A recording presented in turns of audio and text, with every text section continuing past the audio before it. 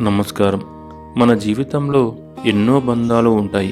కానీ మనల్ని ఈ లోకంలోకి తీసుకువచ్చిన పూర్వీకులతో మన బంధం అత్యంత పవిత్రమైనది. ఆ బంధాన్ని గుర్తు చేసుకునే 15 రోజుల పండుగే పితృపక్షం. ఈ సమయంలో మన పూర్వీకుల ఆత్మలు మనల్ని ఆశీర్వదించడానికి భూమిపైకి తిరిగి వస్తాయని నమ్మకం.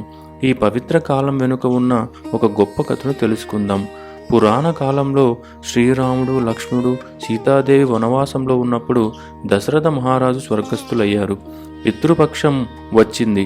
రాముడు, లక్ష్మణుడు గయకు వెళ్ళి పితృకర్మలకు అవసరమైన సామాగ్రి సేకరించడానికి వెళ్ళారు. సమయం మించిపోతుండగా సీతాదేవి ఒంటరిగా నది ఒడ్డున కూర్చుని ఉంది. అప్పుడు దశరథ మహారాజు ఆత్మ సీతకు కనిపించి, పిండ ప్రదానం చేయవలసిన శుభ సమయం గడిచిపోతుంది, ఈ కర్మను నువ్వే నిర్వహించు అని కోరింది. అప్పుడు సీతమ్మ, కొడుకు ఉండగా కోడలు ఎలా ఈ కర్మను చేయగలదు అని అడిగింది. దానికి దశరథుడు, యమలోక ధర్మశాస్త్ర ప్రకారం కొడుకు లేకపోయినా కుమార్తె లేదా కోడలు ఈ విధిని నిర్వహించవచ్చు అని చెప్పాడు. సీతాదేవి ఇసుకతో పిండం చేసి పాల్గు నది, ఒక ఆవు, మర్రి చెట్టు మరియు కేతకి పువ్వులను సాక్షులుగా ఉంచి పిండి ప్రదానం పూర్తి చేసింది. రాముడు తిరిగి వచ్చాక సీతమ్మ జరిగినదంతా వివరించింది.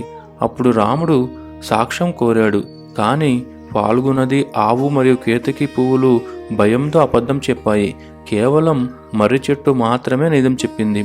కోపగించిన సీత అబద్ధం చెప్పిన 3 సాక్షులను శాపాలు, నిజం చెప్పిన మర్రి చెట్టుకు దీర్ఘాయువు మరియు పూజింపబడే వరాన్ని ఇచ్చింది. ఈ కథ మనకు చెప్పే నీతి ఒక్కటే: పితృకర్మను నిర్వహించడానికి లింగభేదం కన్నా భక్తి మరియు శ్రద్ధలే అత్యంత ముఖ్యం. మరి ఈ పితృపక్షంలో మనం ఏం చేయాలి? ఈ 15 రోజులు మనం పూర్వీకులకు మరణించిన తిథి నాడు శ్రద్ధ కర్మలను చేయాలి. అలాగే ప్రతిరోజు మధ్యాహ్నం 12 గంటల సమయంలో నువ్వులు, నీటితో తర్పణం వదలాలి. పూర్వీకులకు ఇష్టమైన ఆహారాన్ని తయారు చేసి వాటిని పిండాలుగా చేసి కాకులు, కుక్కలు, ఆవులు వంటి జీవులకు పెట్టడం ఎంతో పుణ్యం. అలాగే పెద్దవారికి దాన ధర్మాలు చేయడం వల్ల పూర్వీకులకు ఆశీస్సులు లభిస్తాయి. పితృపక్షంలో కొన్ని నియమాలను పాటించడం చాలా అవసరం. ఈ కాలంలో వివాహం, గృహప్రవేశం, కొత్త వ్యాపారాలు ప్రారంభించడం వంటి శుభకార్యాలు చేయకూడదు. కొత్త బట్టలు, బంగారం, వాహనాలు కొనడం మానుకోవాలి. మాంసాహారం, మద్యం, ఉల్లిపాయ, వెల్లుల్లి వంటి తామసిక ఆహారాలకు దూరంగా ఉండాలి.